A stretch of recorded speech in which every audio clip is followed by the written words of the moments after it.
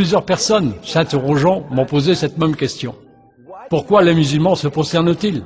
Pourquoi est-ce qu'ils font ça? Quel est le sens de la prosternation? Est-ce que vous savez que la prosternation, ou soujoud en arabe, n'est rien de nouveau?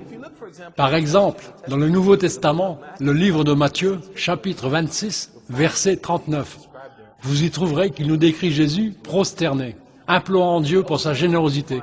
Dans l'Ancien Testament, nous trouvons les grands prophètes, comme Abraham, Moïse, David, paix soit avec eux. Ils y sont décrits prosternés en implorant leur Seigneur. Ce qui nous montre que l'islam n'est pas un nouveau message. L'islam n'est pas une invention de Mohammed, que la paix soit avec lui. Mais l'islam est le message de tous les prophètes. Et le message de Mohammed est le point culminant de la prophétie des messages.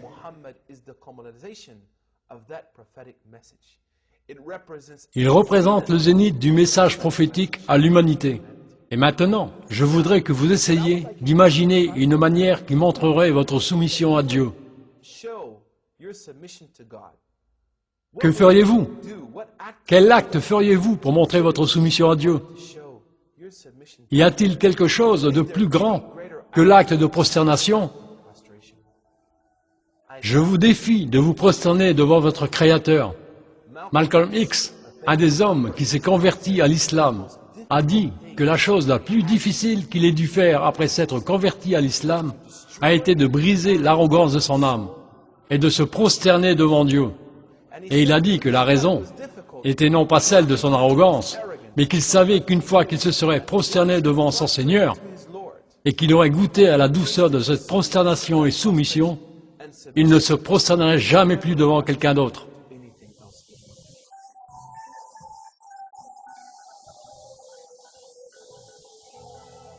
Et lui, Jésus, a été un peu plus loin et s'est jeté devant Dieu et a prié. The Bible, Matthew 26:39. Allahu Akbar, Allahu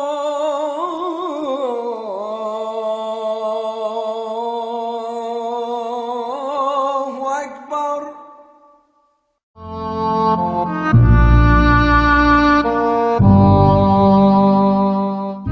Le musulman doit payer une obligation financière appelée la zakat.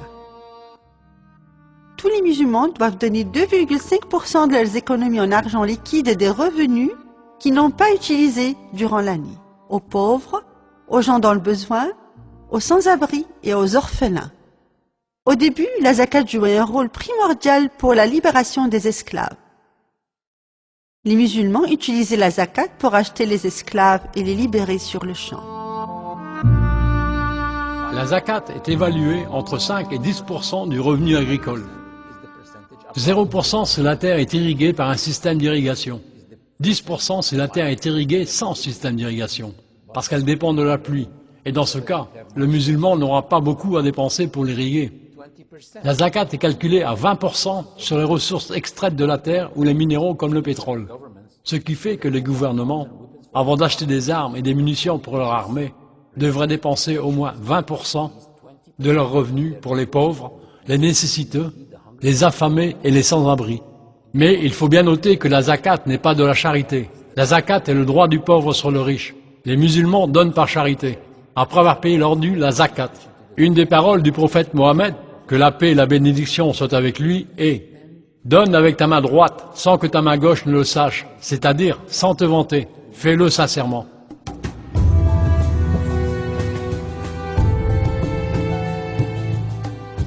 Les musulmans jeûnent durant le mois du Ramadan, qui est le 9e mois de l'année lunaire. Durant le mois de Ramadan, les musulmans ne mangent pas, ne boivent pas et n'ont pas de relations sexuelles de l'aube jusqu'au coucher du soleil. Dès l'aube, je m'arrête de manger, de boire ou d'avoir des relations sexuelles avec mon épouse. Puis, au coucher du soleil, je recommence ma vie normalement. Et ceci se répète 30 fois. À l'aube, je fais abstinence. Jusqu'au coucher du soleil, où ma vie reprend son cours normal. Le lendemain, je reprends le contrôle de moi-même pour ces rituels, et ainsi de suite. Le jeûne ressemble à un exercice, et après 30 jours, je peux contrôler mon corps, sans que lui ne me contrôle. Je vais pouvoir contrôler mon estomac et mes envies sexuelles. Le jeûne est un rituel du culte. Il renforce la patience et la persévérance par la discipline. Dans le Coran, Allah a dit du jeûne. Ô les croyants, on vous a prescrit as-siyam. Comme on l'a prescrit à ceux avant vous, ainsi atteindrez-vous la piété.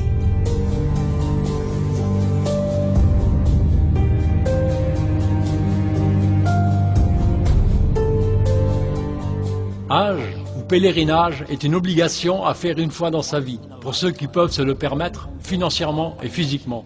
Le pèlerinage montre l'universalité de cette religion. L'année dernière, j'ai fait le pèlerinage avec 2,5 millions de musulmans. Nous nous déplacions tous ensemble d'un endroit à un autre. Nous mangions ensemble, performions les rituels religieux et prions ensemble. Et nous portons les mêmes habits. N'importe qui se tenant à côté de nous aurait pu être millionnaire, propriétaire d'une chaîne de restaurants dans son pays, ou quelqu'un de très pauvre. Personne ne l'aurait su, car nous étions tous pareils.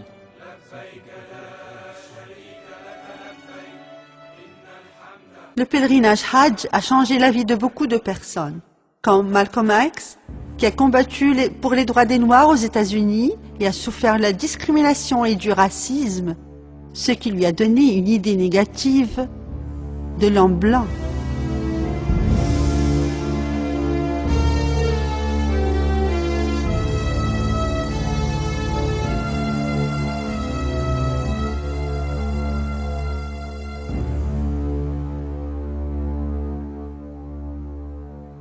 Après avoir fait le Hajj, le pèlerinage, il a écrit une lettre à ses loyaux assistants fidèles de la nouvelle mosquée à Harlem, leur demandant de dupliquer la lettre et de l'envoyer à la presse.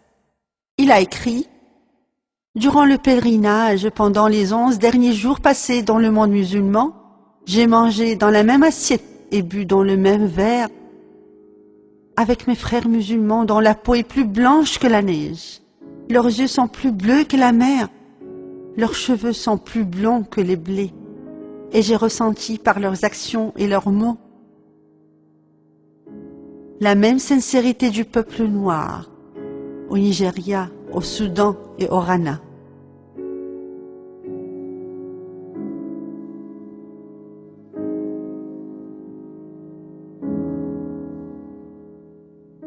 La paix, la justice et la sécurité ne peuvent être obtenues que lorsque l'homme connaîtra la raison de son existence.